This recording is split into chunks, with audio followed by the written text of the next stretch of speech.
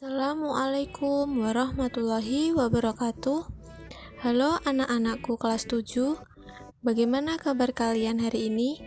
Ibu harap kabar kalian selalu sehat, baik, dan yang pasti harus tetap semangat. Setelah mengenal ciri-ciri dari teks deskripsi, pada video kali ini kalian akan mempelajari secara terperinci bagian-bagian struktur teks deskripsi. Perlu kita ketahui bahwa teks deskripsi memiliki 3 bagian struktur. Ketiga struktur tersebut diantaranya: yang pertama, identifikasi; yang kedua, deskripsi bagian; yang ketiga, yaitu penutup. Mari kita bahas identifikasi sebagai struktur. Yang pertama, identifikasi disebut juga gambaran umum. Nah, identifikasi berisi nama objek yang dideskripsikan, lokasi, sejarah lahirnya, makna nama, pernyataan umum tentang objek. Agar kamu lebih memahami tentang identifikasi, ayo perhatikan identifikasi pada teks deskripsi yang berjudul Rumah Tongkonan. Seperti yang telah kamu ketahui bahwa identifikasi merupakan gambaran umum tentang suatu objek. Pada paragraf pertama, teks deskripsi ini terdapat gambaran umum tentang nama objek, lokasi, dan gambaran umum objek. Apakah benar ketiga gambaran umum tersebut terdapat di dalam paragraf pertama teks deskripsi ini? Ayo kita simak pembacaan kutipan berikut dengan seksama agar dapat mengetahui kebenarannya. Rumah Tongkonan. Tongkonan adalah rumah adat masyarakat Toraja. Tongkonan berasal dari kata tongkon yang artinya duduk bersama-sama. Suku Toraja yang memiliki rumah adat ini pegunungan yang berbatasan dengan Kabupaten Enrikang, Sulawesi Selatan. Rumah adat ini merupakan salah satu ikon suku Toraja selain upacara pemakamannya. Toraja termasyhur oleh karena rumah adatnya yang unik dan cantik ini. Oleh karena arsitekturnya yang menarik, Tongkonan kemudian dinobatkan sebagai rumah adat Toraja. Tongkonan berada di antara pohon-pohon bambu di puncak bukit. Tongkonan terletak sekitar 12 km ke arah utara dari Rantai Pau. Memasuki Rantai Pau akan ditemui Tongkonan berjajar rapi dan indah seakan menyambut dengan ramah setiap pengunjung yang datang. Nah, sudah terjawab bukan? Jadi, identifikasi itu terletak pada paragraf pertama yang menggambarkan. Contohnya, nama objek bisa juga lokasi atau gambar apapun tentang objek tersebut.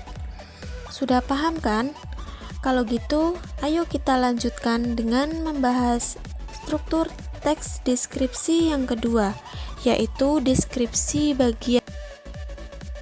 Deskripsi bagian berisi perincian bagian objek, tetapi diperinci berdasarkan tanggapan subjektif penulis.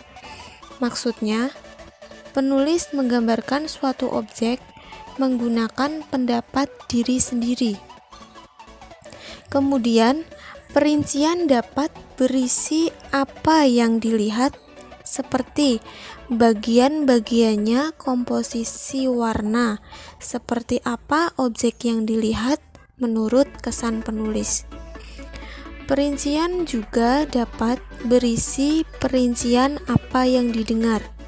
Contoh, mendengar suara apa saja, seperti apa suara itu, atau penulis membandingkan dengan apa.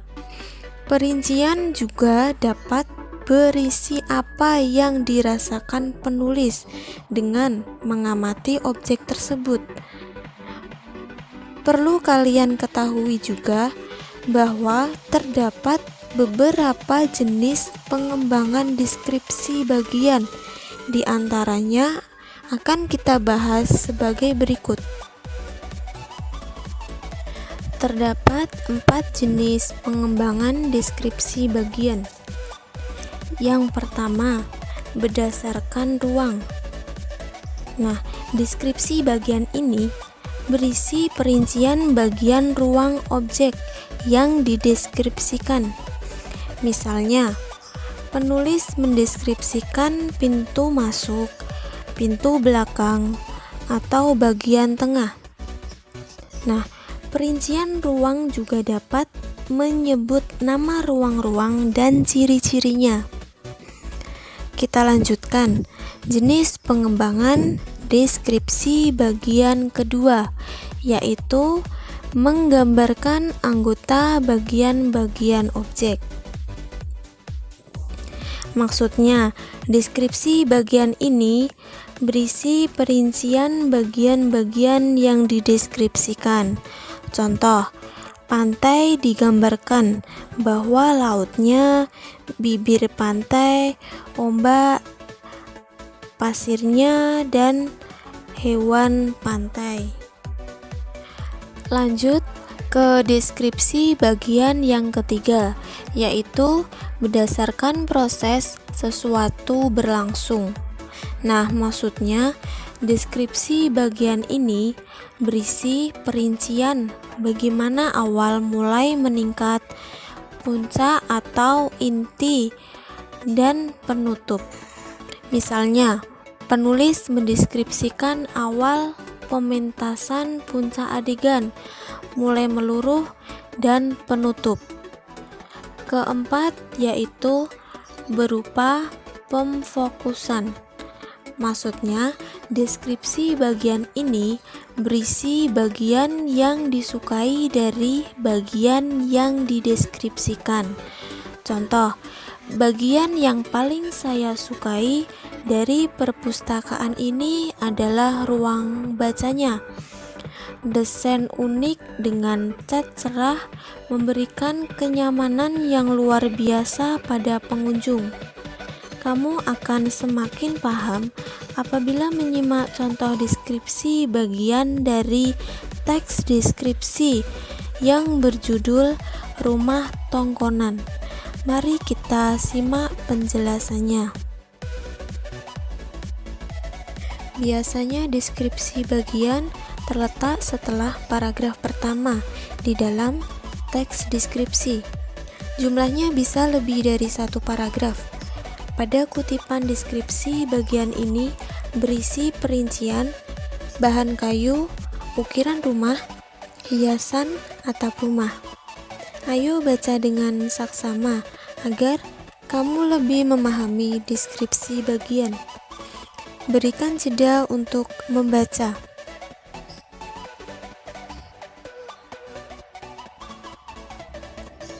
Setelah kamu paham deskripsi bagian, ayo kita lanjut bahas struktur yang ketiga, yaitu penutup atau simpulan. Simak penjelasannya dengan penuh pemahaman. Bagian ketiga dari struktur teks deskripsi dinamakan penutup atau simpulan. Bagian penutup ini berisi kesan umum penulis terhadap objek yang dideskripsikan. Untuk memahami bagian penutup ini, mari kita bahas contoh teks deskripsi bagian penutup. Dalam teks deskripsi bagian penutup terletak pada paragraf paling akhir. Nah, penutup berisi kesan dari si penulis mengenai objek yang dideskripsikan. Contoh berikut merupakan kesan penulis terhadap rumah tongkonan. Nah, agar kamu lebih paham bagian ini, simak pembacaan bagian penutup dari teks yang berjudul Rumah Tongkonan. Sungguh kaya warisan budaya Indonesia. Kita bangga memiliki warisan budaya dengan nilai artistik yang tinggi dan unik. Rumah adat Tongkonan, warisan budaya yang perlu kita jaga.